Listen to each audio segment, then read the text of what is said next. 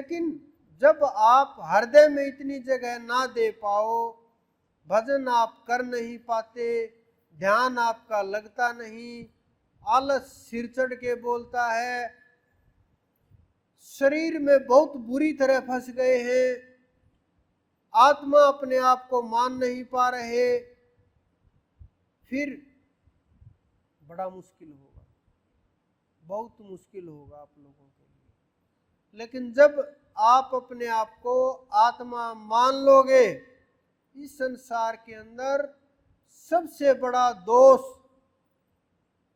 इससे बड़ा ना कोई दोष है, ना कोई गुनाह है, ना इससे बड़ा कोई हो सकता कि अपने आप को शरीर मान लेना कि मैं शरीर हूं, मैं आत्मा नहीं हूं। ये मान लेना, समझ लो आपकी चढ़ाई रुक गई, आपकी जो दिशा थी जीवन की वो रुक गई, आप वहां नहीं पहुंच सकते। आपने अपने हथियार डाल दिए, आपने अपने काम के साथ, अपने विकारों के साथ लड़ना बंद कर दिया, अपने मन के ऊपर काबू पाना बंद कर दिया, आप उस ज्ञान से दूर चले गए जो हमारे ऋषि मुनियों ने रास्ता दिखाया, जो युद्ध के मैदान में भी कह रहे कि धनुष उठाओ। उन्होंने एक बार भी ये नहीं कहा कि सामने इंसान है और इनकी हत्या का तुम्हें दोष लगेगा, तुम्हारे दादा हैं, भाई है, मित्र है, मामा है, सगे संबंधी। उन्होंने नहीं कहा, उन्होंने कहा धनुष उठाओ, युद्ध करो। उन्होंने कर्म का संदेश दिया। इसका अर्थ ये नहीं कि आप भी घर जा कर के और धनुष उठा लो और घर में लड़ाइयाँ शुरू कर दो, इसका ये अर्थ नहीं है। इसका ये अर्थ है कि उन्होंने कर्म का संदेश दिया कि कर्म करो, कर्म से मत भागो, और कर्म करके भी करता रहो, उस कर्म का माध्यम बनो, कर्ता मत बनो। जब हम माध्यम होंगे, कर्ता नहीं होंगे, तो दोष नहीं छू पाएगा। अगर दोष छू रहा है, मन में शंका है, मन में विचार है, मन में अहंकार है, ये मैंने किया, बुरा किया तो उसने किया, अच्छा किया तो मैंने किया, या ये भ्रम है, ये भय है, ये जीवन से भागना है, ये कर्म से भागना है, और कर्म से भागे हुए आप कर्म से नहीं बच सकते। कितना भी प्रयास कर ले, भागने से नहीं बचोगे, क्योंकि वही गवाह है, उसे गवाह की आवश्यकता नहीं होती।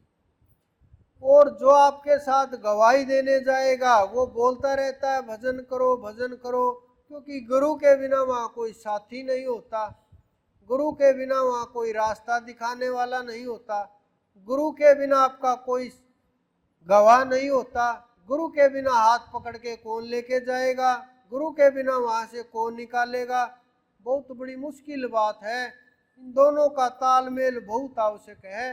तो आप कुछ भी करके, जिस कारण से आप ये मेहनत कर रहे हैं, व्रत उपवास कर रहे हैं, भक्ति पे चलने का प्रयास कर रहे हैं, देवी देवताओं के पीछे दौड़ रहे हैं कि कुछ हमें लाभ मिल जाए, धन मिल जाए, यश मिल जाए, सांसारिक वस्तुएं प्राप्त हो जाए, इनको जब हम छोड़ करके परमात्मा की तरफ बढ़ेंगे, उस सच्चे बादशाह की तरफ बढ़ेंगे, ये आपके पीछे पीछे दौड़ेंगे, सिद्धियां द्वार के ऊपर खड़ी रहेंगी, अंदर आने की हिम्मत तक नहीं होगी। अगर आपने अपने आप को पा लिया, अगर आपने अपने आप को जान लिया, अगर आपने अपने आप की पहचान कर ली, अगर आपने अपने आप को खोज लिया, ये नहीं कि फिर आपका कुछ खाना पीना बंद हो जाएगा, ये भी नहीं कि घर छोड़ के आप जंगल चले जाओगे, ये भी नहीं कि आपके बच्चे फिर कौन संभालेगा। इतिहास उठा करके देखिए, जिसके लिए जिसका उपदेश मान करके सारा संसार चल रहा है, उनकी 8 पटरानियां थी। किसी युद्ध से नहीं भागे, जिस युद्ध से वो भागे वहां से भी उनका नाम बदला गया, रणछोड़ नाम पड़ गया उनका।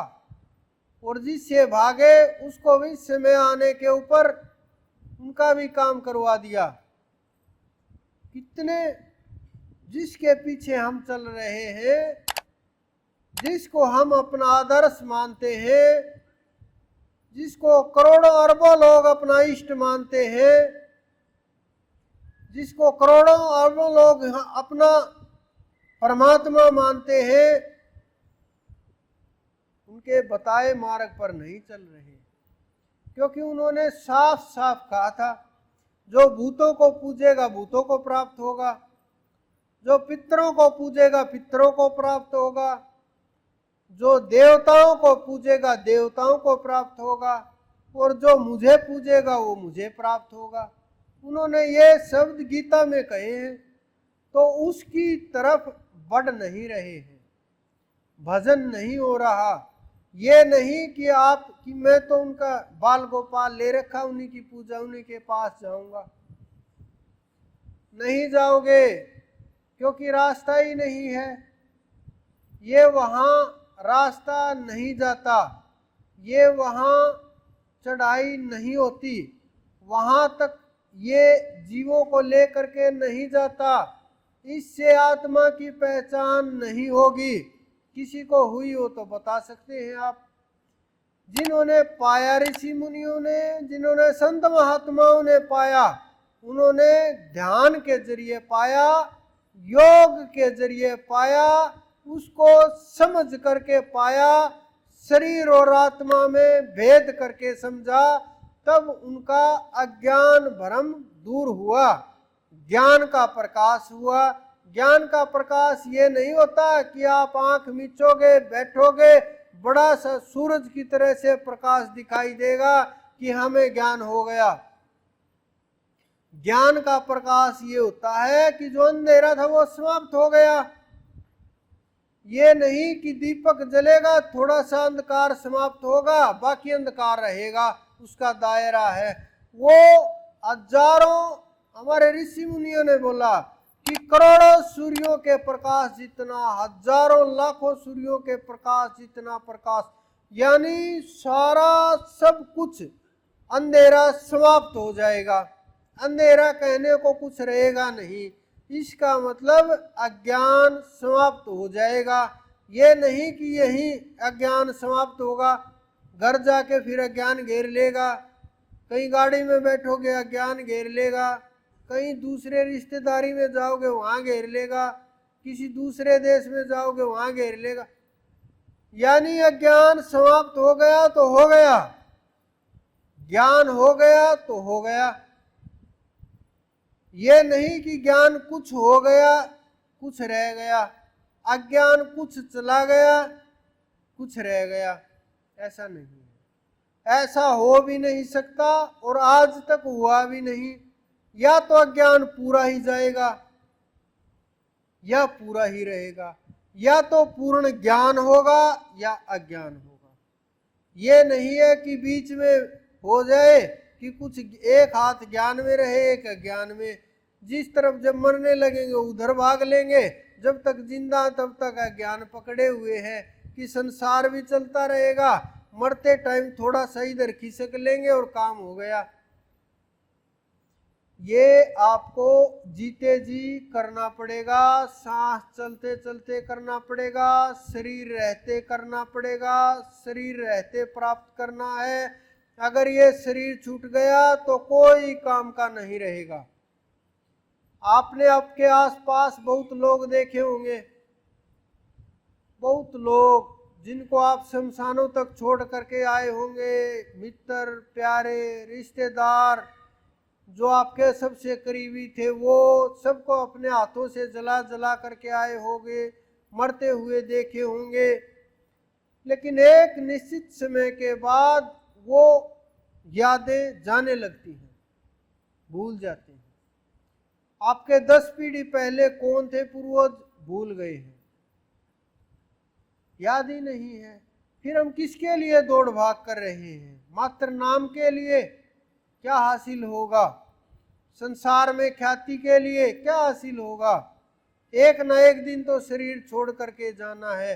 अगर आपने ज्ञान को प्राप्त कर लिया, अगर आपने स्वयं को प्राप्त कर लिया, अगर आपने अनुभव कर लिया, आप जाग गए, फिर आप संसार की भी भलाई कर सकते हैं, जीवों की भी भलाई कर सकते हैं, संसार के कल्याण भी कर सकते हैं और समाज का भी काम कर सकते हैं। आप जो मर्जी कीजिए, राजा जनक की तरह से। और भी बहुत संसार के अंदर ऐसे उदाहरण हुए जो राजा होते हुए भी, जिन्होंने राज भी किया और राज में लिप्त भी नहीं हुए। राजा राम की तरह से उन्होंने राज किया लेकिन राज में घुसे नहीं, संसार के अनुसार चले लेकिन उसमें लिप्त नहीं हुए। कर्म का दोष नहीं हुआ, कर्म का दोष नहीं लगा उन्हें। उन्होंने जो भी कर्म किए, कर्म का दोष नहीं लगा, क्योंकि उन्होंने जो उनके अंदर बैठे हुए राम थे उन्होंने उसको जान लिया, पा लिया, फिर कुछ खोना और पाना शेष नहीं था। तो जो जिसके लिए इतनी मेहनत कर रहे हैं उसके लिए आप सुमरण कीजिए, भजन कीजिए, ध्यान कीजिए और जो जो उन्होंने उपदेश दिए हैं, जिस रास्ते के ऊपर आपको उन्होंने चलाने का प्रयास किया है, जिस रास्ते की तरफ वो ले करके गए हैं, उन्होंने आपको आत्मा का ज्ञान दिया, प्रकाश की तरफ ले करके गए, चेतना की तरफ ले करके गए। उन्होंने सिखाया कि आप किस प्रकार से ध्यान करें, उन्होंने बताया किस प्रकार से योग लगाएं, उन्होंने बताया ओम का सुमरण कीजिए। लेकिन हम लोग उसके बताए मार्ग को छोड़ करके सभी कार्य कर रहे हैं। तो आप सभी कार्य दूसरी तरफ रखिए, लेकिन जब आप ध्यान में बैठे, सांसारिक विषय वस्तुओं से, सांसारिक बाह्य वस्तुओं से छोड़ करके अपने में स्थित हों, अपनी आत्मा की खोज करें। जब आप बैठ करके खोज करेंगे, रोक नहीं सकता कोई भी, समय लग सकता है सांसों के ऊपर पकड़ करने में, ध्यान के ऊपर पकड़ करने में, रूप के ऊपर पकड़ करने में,